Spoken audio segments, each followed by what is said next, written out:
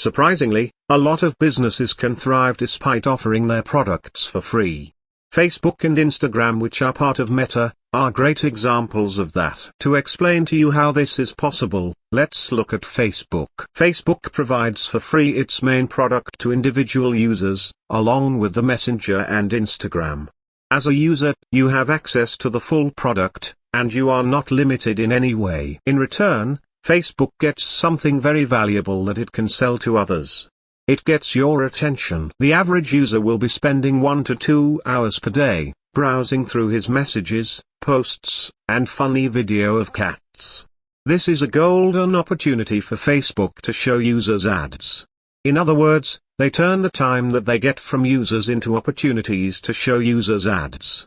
This is, in a sense, an inventory of products that they sell to firms, for which they are rewarded with loads of cash. In short, we have two classes of customers when it comes to Facebook. The first group, users, can consume the product for free. When using Facebook, users inadvertently create a product that Facebook can sell to the second group of customers, the firms, that want to advertise products to users. The product that the users create is hours spent using Facebook products. The more hours the users spend on using Facebook, the more Facebook can sell to firms willing to advertise on its platforms. That is why Facebook spends a lot of time and resources to make its products more addictive and enticing. Now let's look at the drivers of this sort of business. Revenues will depend on two things: how much you can charge per one advertisement, and how many ads you can provide. Once we have the percentage EBITDA, we can calculate the total EBITDA generated by the firm.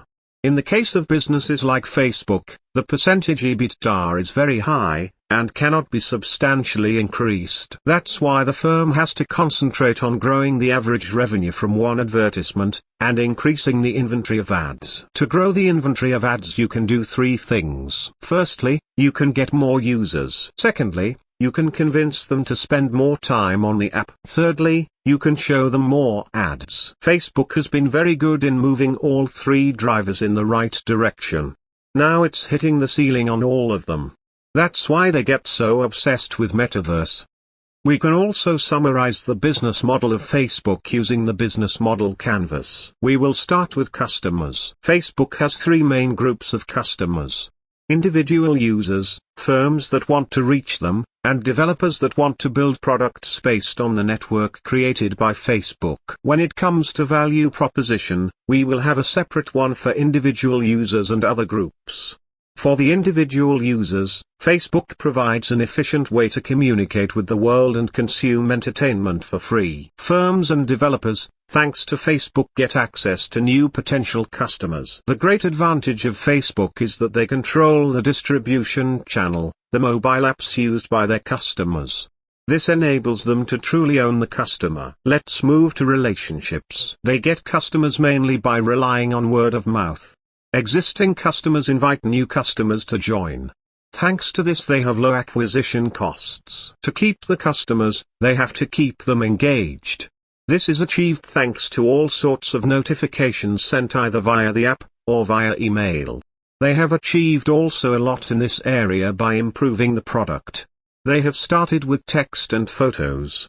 After some time, they have added video, live streams, filters, and many more. Growing the customers is difficult, as it means convincing them to spend more time with the app. They were trying to achieve that by adding the marketplace, gaming, and dating. Also, having the Messenger as a standalone app helped grow the customers. Acquisition of competition like Instagram and WhatsApp was probably the biggest success when it comes to keeping and growing the customers. Most of their revenues are generated thanks to selling ads. At some point, similar to Apple, they may get a share in revenues from apps that have been created based on the Facebook network. When it comes to key resources, the most important are the apps and the customer base. The strength of the brand also makes it easier to start new categories of products. To be successful, Facebook has to concentrate on staying relevant by copying features from others. A great example of a successful attempt in this area is copying filters and stories from Snapchat. Moving on to key partners, we have developers and politicians. Bear in mind that Meta, is constantly under threat of being more regulated. This would have a negative impact on their business. Last but not least, let's look at the cost structure. A lot of money is still invested in the development of apps.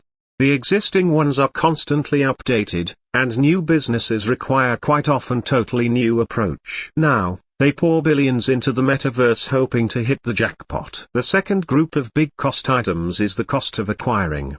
This will mainly matter in new markets in which they have to acquire the initial critical mass of customers, before word of mouth kicks in. Finally, you will have the cost of servicing firms and developers. That's in short.